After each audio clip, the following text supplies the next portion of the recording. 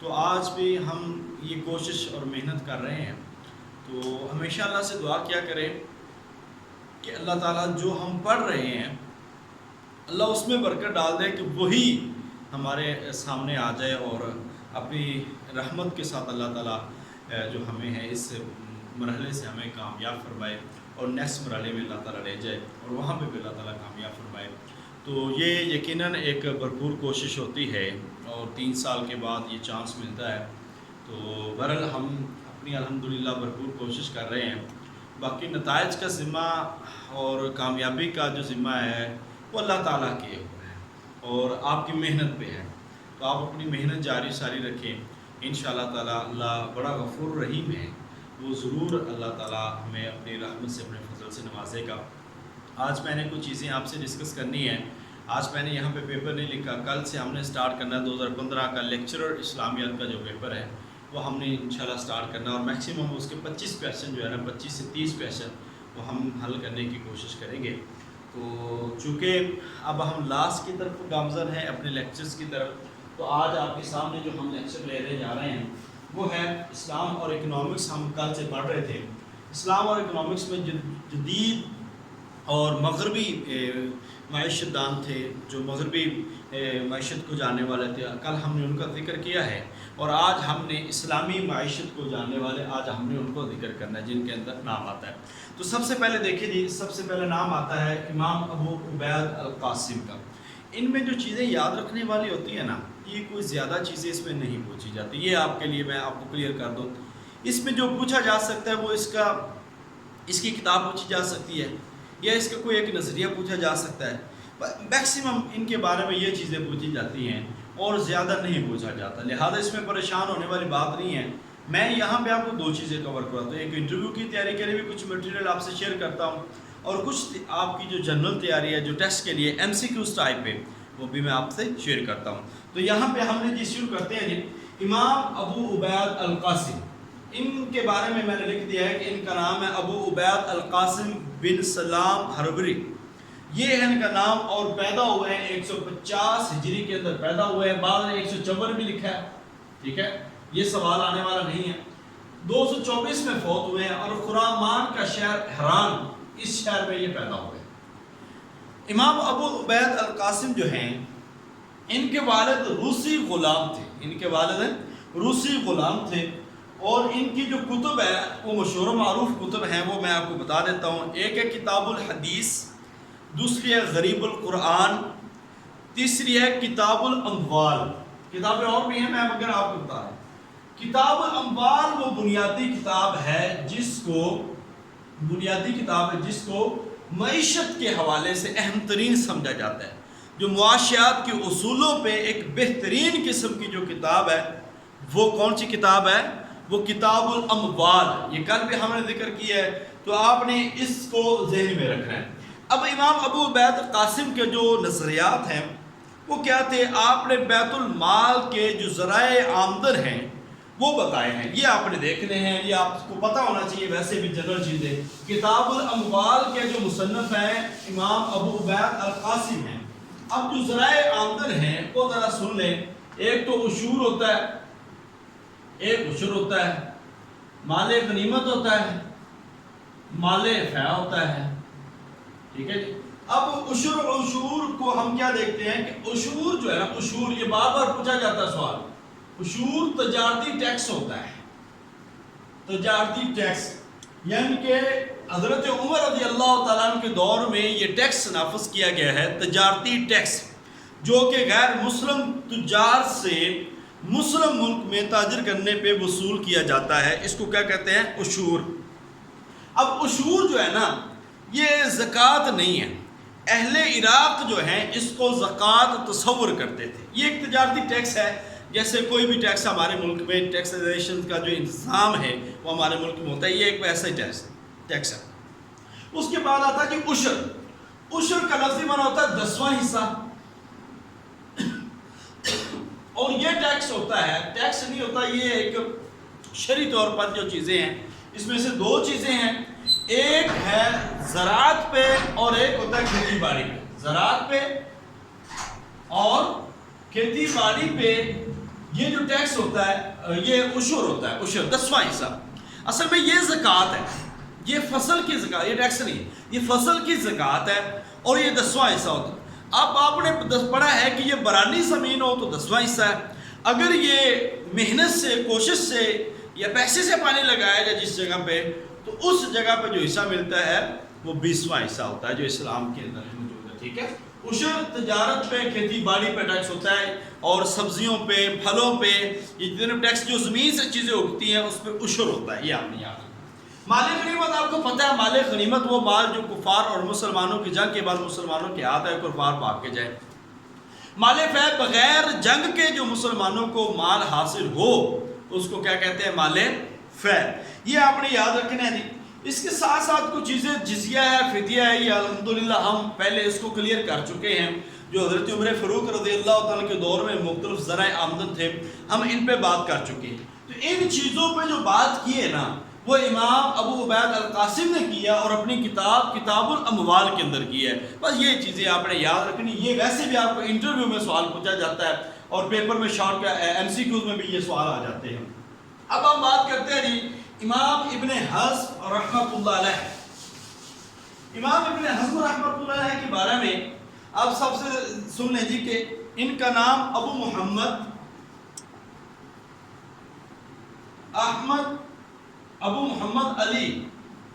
علی بن احمد ابن حزم رحمۃ اللہ علیہ. اب یہ 994 ہجری کے اندر قرطبہ کے اندر پیدا ہوئے اور یہ ابو القاسم کے شاگرد ہیں. اور اس طرح یہ کہا جاتا تھا کہ یہ بنو امیہ کے خلاف اس وقت بنو عبد الرحمن خلیفہ کے خلاف یہ جو ہے نا سازش کرتے ہوئے ان کو یہ ایک الزام لگایا گیا برن. اس کے بعد ان کو جلا وطن کر دی. اس کے بعد پھر عبد الرحمن کے ساتھ ان کو وزیر بھی مقرر کر لیا گیا. اور یہ جو وفات ہے 1064 عیسوی، یہ ہجری نہیں ہے، عیسوی 1064 عیسوی کے اندر ان کی وفات ہے. ٹھیک ہے. بنو امیہ کے خلاف سازش کرنے کی وجہ سے اس کے بعد ان کے اوپر یہ الزام آیا تو ان کے بادشاہوں کی طرف پھر یہ چلے گئے. اب اس میں جو آپ نے یاد رکھنے والی چیز ہے نا، وہ ان کی کتاب ہے. اب یہ پچھلے دفعہ آئی ہوئی المحلہ. یہ کتاب جو ہے نا، یہ ایک بنیادی کتاب ہے امام ابن حزم رحمۃ اللہ علیہ کی، جو ایک معاشیات پہ ایک بنیادی کتاب ہے. بس یہ نام یاد رکھنا ہے. اس پورے ان کے بارے میں جو یاد رکھنے والی چیز ہے وہ یہی ہے. ٹھیک ہے. اب اس میں ایک دو چیزیں اور ہیں، وہ میں آپ کو بتا دیتا ہوں یہ کیا کیا چیزیں ہیں. ایک تو یہ ہے اس کے نا معاشی نظریات بڑے اہم تھے، بڑے اہم معاشی نظریات اس نے پیش کیے.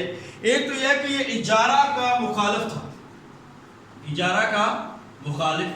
اب ہم نے یہ بات کل پڑھی تھی کہ اجارہ کرائے پہ چیزوں کو دینا یہ صحیح ہے، مگر ان کے ہاں اجارہ پہ چیزوں کو دینا صحیح نہیں ہے. وہ کہتا ہے کہ اگر زمین دینی ہے تو ایسے کسی کو دیں کہ وہ کھیتی باڑی جب تک کرتا رہے تو کرتا رہے، اس سے کسی قسم کا کوئی آپ آمدن وصول نہیں کر سکتے. دوسری یہ بات کہتا ہے کہ جو مزارعین ہوتے ہیں، یعنی کہ جو ہمارے کھیتوں میں کام کرتے ہیں، جن سے ہم زراعت کرواتے ہیں، ان سے ذاتی کام لینا یہ اس کا سخت مخالف تھا. ان سے ذاتی کام لینا یہ اس کا سخت مخالف تھا.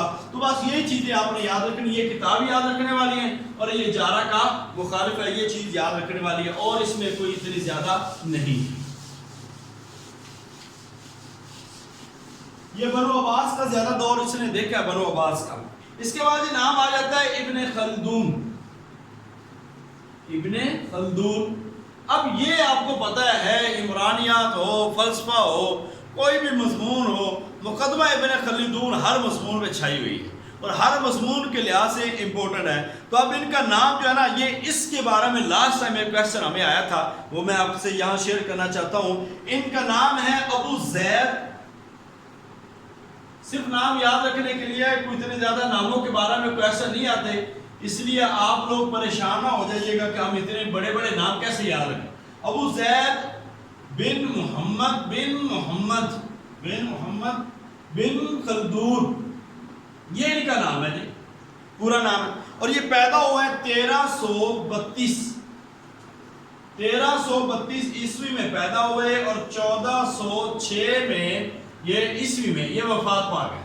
یہ پیدائش ہے اور یہ کیا ہے؟ وفات ہے. یہ آپ نے ذہن میں رکھنا ہے. اب ان کے کہا یہ جاتا ہے کہ ان کے اجداد میں ایک شخص کا نام تھا خالد، جس کی بنیاد پہ ان کو خلدون کہا جاتا ہے. جس کی بنیاد پہ ان کو خلدون کہا جاتا ہے. اب میں آپ کو بتانے لگا کہ وہ کویسچن کون سا تھا جو لاسٹ ٹائم آیا. وہ کویسچن تھا کہ اشبیلیہ ان کا مقام تھا، اس کے اندر رہنے والے تھے. یہ یہاں سے ہجرت کر کے کہاں روانہ ہوئے ہیں؟ تیونس. یہ تیونس کے اندر. اب یہ سوال آیا تھا پبلک سروس کمیشن میں کہ ابن خلدون کس شہر کے اندر منتقل ہو گئے؟ اپنے آبائی شہر اشبیلیہ سے کس شہر میں منتقل ہو گئے؟ تو یہ تیونس. درست جواب کیا ہے؟ تیونس. اس لیے آپ نے اس کو ذہن میں رکھنا ہے. اب ابن خلدون جو کی کتاب ہے مقدمہ ابن خلدون. اب تفسیر، قرآن، حدیث، فقہ، منطق، علم الکلام، صرف و نحو، لغت کے ابن خلدون بہت ماہر تھے اور ان کا نام آج بھی عمرانیات کے بانی کے نام سے ان کا نام یاد کیا جاتا ہے. اور ان کا جو تجربہ ہے وہ بہت زیادہ ہے. 21 سال کی عمر میں یہ بادشاہ کے کاتب رہے اور اس کے بعد قید میں رہے کچھ دیر اور پھر غرناطہ چلے گئے. وہاں پہ پھر مختلف سیاست میں انہوں نے بھی حصہ لیا. اس کے بعد پھر یہ واپس آئے اور انہوں نے مختلف کتابیں لکھی. جب یہ ساری چیزوں سے کنارہ کش ہو گئے تو پھر کچھ کتابیں لکھی ہیں جس میں سے النطق ہے. اس کے بعد ہے جی شرح، قصیدہ، بردہ شریف. یہ کتاب ہے، یہ بھی آپ نے ذہن میں رکھنا ہے. اس کے بعد ان کی کتاب آ جاتی ہے مقدمہ ابن خلدون. یہ سب سے مشہور و معروف کتاب ہے مقدمہ ابن خلدون. آپ نے اس کو ذہن میں رکھنا ہے. اب اس کے جو سوال جو آنے والے ہیں اس کو ایک حیثیت میں یاد کیا جاتا ہے کہ پہلا مسلم مفکر معیشت دان، یعنی کہ جو مسلمانوں میں سب سے پہلا معیشت دان سمجھا جاتا ہے وہ ابن خلدون کو سمجھا جاتا ہے. وہ کس کو سمجھا جاتا ہے؟ ابن خلدون کو. اب یہ بادشاہ اور مملکت کرۂ ارض کے بڑے بازاروں، یہ بھی ان کے متعلق نظریے تھے. ذخیرہ دودی کے خلاف تھا. نظریہ محنت اس کا بڑا کمال تھا اور نظریہ محنت کی بدولت اس نے عام اجیر کی جو ویلیو ہے اس کو بڑھایا تھا اور اس کی بنیاد پر اس کو بہت زیادہ مقام ملا تھا. اب آپ کو اس نے جو چیز یاد رکھنے والی ہے وہ ایک پیدائش ہے، دوسرا تیونس گئے ہیں، تیسری چیز ان کا مقدمہ ابن خلدون ہے اور ان کا جو نظریہ ہے وہ نظریہ محنت ہے. یہ آپ نے چیزیں یاد رکھنی ہیں اور باقی ہم اس میں تفصیل سے نہیں جا رہے کیونکہ اس میں صرف سوال 2 سے 3 سوالات آتے ہیں، مگر جو آتے ہیں اور جس لیول پہ آتے ہیں وہ میں آپ کو بتا رہا ہوں. باقی ڈیٹیل میں اتنے زیادہ بالکل کویشچن اس کے نہیں آئیں گے. یہ ایک بہت بڑا مضمون ہے. ہاں ہسٹری میں ڈیٹیل، قرآن میں ڈیٹیل، حدیث میں ڈیٹیل کویشچن آتے ہیں، مگر اس میں چونکہ ایک سبجیکٹ الگ ہے اس میں اتنے زیادہ سوال نہیں آتے. اب ہم بات کرتے ہیں آخری جن کے بارے میں 2 سال سے مسلسل کویشچن آ رہا ہے. شاہ ولی اللہ رحمۃ اللہ علیہ. شاہ ولی اللہ رحمۃ اللہ علیہ ایک ایسا نام ہے جس کے بارے میں ہم مسلسل پڑھتے آ رہے ہیں اور پڑھ رہے ہیں. کتب الدین کا نام ہے، والد کا نام شاہ عبد الرحیم ہے اور 1703 میں پیدا ہوئے، 1764 کے اندر یہ وفات ہو گئے. ان کی وفات ہوئی. والد کی طرف سے ان کا سلسلہ نسب حضرت عمر سے، والدہ کی طرف سے حضرت علی اور مرتضیٰ رضی اللہ تعالیٰ عنہ سے. اب ان کے جو نظریات ہیں وہ خاص طور پر دیکھنے والے ہیں کہ یہ سرمایہ محنت کے نظریے پہ قائم ہے اور وہ کہتے ہیں کہ اگر اس کے اندر عدل و انصاف نہیں ہے تو مملکتوں کی بربادی اسی وجہ سے ہو جاتی ہے. اور یہ بھی کہتے ہیں کہ بیت المال پر اس وقت تنگ دستی کے سائے چھا جاتے ہیں جب معیشت جو ہے کیا آواز نہیں آ رہی. آواز پوچھ لو جی آواز آ رہی ایک آپ کو آواز آ رہی ہے؟ جی آپ کو آواز آ رہی ہے؟ سر پہلے کٹنگ ہو رہی تھی، اب آ رہی ہے، اب ٹھیک آ رہی ہے سر. چلیں ٹھیک ہے، پہلے ٹھیک کٹنگ ہوئی ہے. باقی لوگ نا اپنے مائک آف کر لیں ذرا کائنڈلی. جی سر. اب ان کا ایک بڑا نام ہے، ہم مسلسل ان کے بارے میں پڑھ چکے ہیں.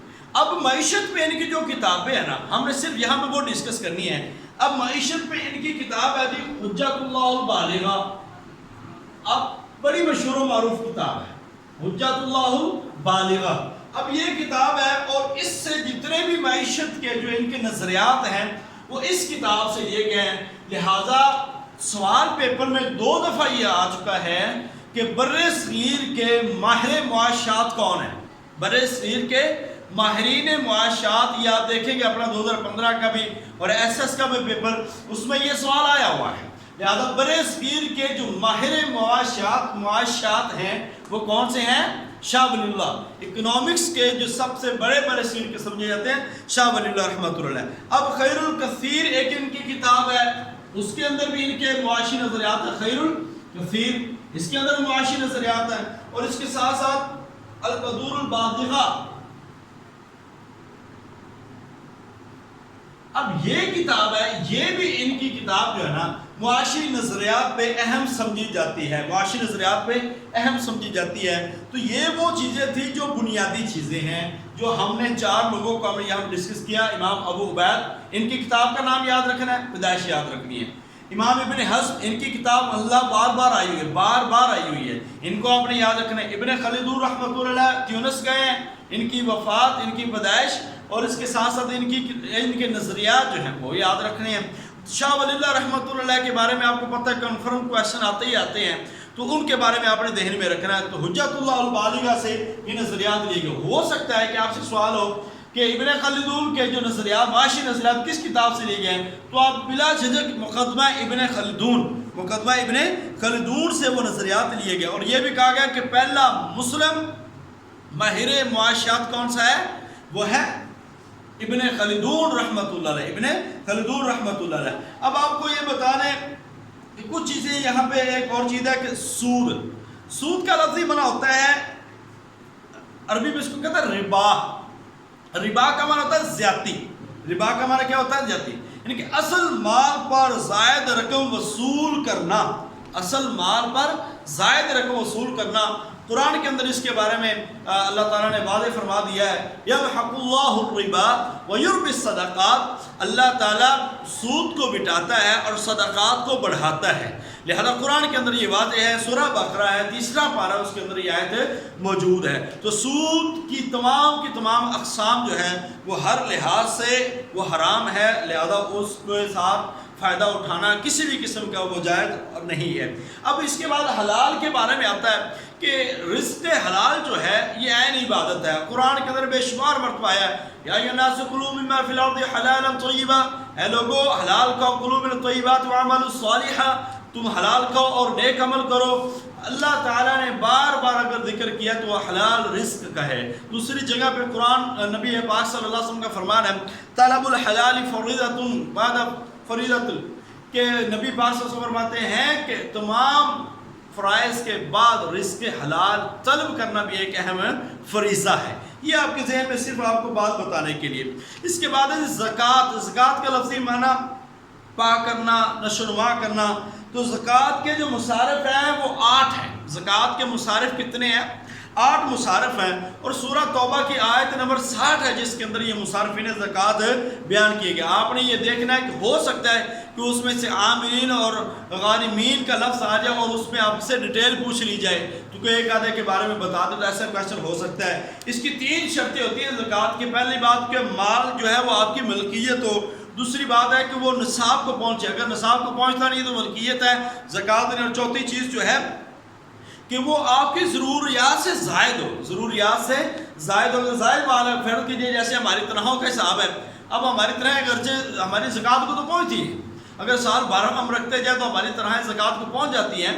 مگر ایسا ہوتا نہیں ہے کہ ہماری تنخواہیں تو مہینہ آنے سے پہلے یا مہینہ آنے کے بعد وہ ماشاء اللہ تعالیٰ اپنے پورے سیٹ اپ پہ لگ جاتی ہیں. سارے کا معاملہ ایسا ہے. تو اب کیا تنخواہوں پہ بھی زکوٰۃ ہے؟ نہیں, ایسا نہیں ہوتا. تو زکوٰۃ کے بارے میں آپ کو پتہ ہے, ہم نے حدیث پہ ڈیٹیل میں پڑھ لیا ہے. اونٹوں کی, بکریوں کی, گایوں کی, بھینسوں کی اور جو سونے کی, چاندی کی, فصل کی, یہ ساری زکوٰۃ اور پیسے کی یہ ہم پڑھ چکے ہیں. آپ اس کے بارے میں بھی آپ کو کوئی نہ کوئی کویشچن ضرور آ سکتا ہے. تو یہ چیزیں ہم نے جو ہے نا معاشیات کے بارے میں ہم نے حل کی ہیں. اس کے بعد کچھ شارٹ کویشچن یا کہہ لیں یا ایم سی کیو ٹائپ پہ کچھ کویشچن آتے ہیں. میں نے وہ آپ کو بتانے ہیں کہ اب ہم جنرل چیزوں کو حل کرتے جا رہے ہیں. اس کے بعد ہم نے آج ٹاپک ہم نے کرنا ہے عالم اسلام کے وسائل و مسائل. بابائے معیشت کس کو کہتے ہیں؟ بابائے معیشت، یہ سوال آتا رہتا ہے. بابائے معیشت بر صغیر کے ماہر معیشت دان، یہ بھی سوال آتا رہتا ہے. اس کے بعد ہے جی فرانسیسی انقلاب، فرانس میں انقلاب فرانس اس کا نام ہے جی. کب آیا یہ آپ کو پتا ہے، اشتراکیت کی وجہ سے جو آیا تھا، یہ والا آ سکتا ہے. تیسرا میں اہم سوال ہے ریاست کے عناصر کتنے ہیں، یہ والا سوال آ سکتا ہے. یہ افلاطون نے اپنی مثالی ریاست بتائی ہے، یہ آپ نے پلیٹو کا جو مثالی ریاست کا جو نظریہ ہے وہ آپ نے یاد رکھنا ہے. اس کے ساتھ ساتھ ہے جی کوشچن آ سکتا ہے کہ کچھ کتابیں اہم ترین سوشلزم اور سوشلزم یا اسلام، یہ کتاب کس کی ہو سکتی ہے، یہ پوچھا جا سکتا ہے. فقہ الزکوٰۃ، یہ کتاب کس کی، یہ بھی پوچھا جا سکتا ہے. یوسف قرضاوی کی کتاب ہے یہ فقہ الزکوٰۃ. اچھا یہ آپ کو بتا دوں، ایک یوسف قرضاوی، نجات اللہ صدیقی اور مولانا مودودی، ان کے بارے میں لازمی سوال آنا ہے آپ کو.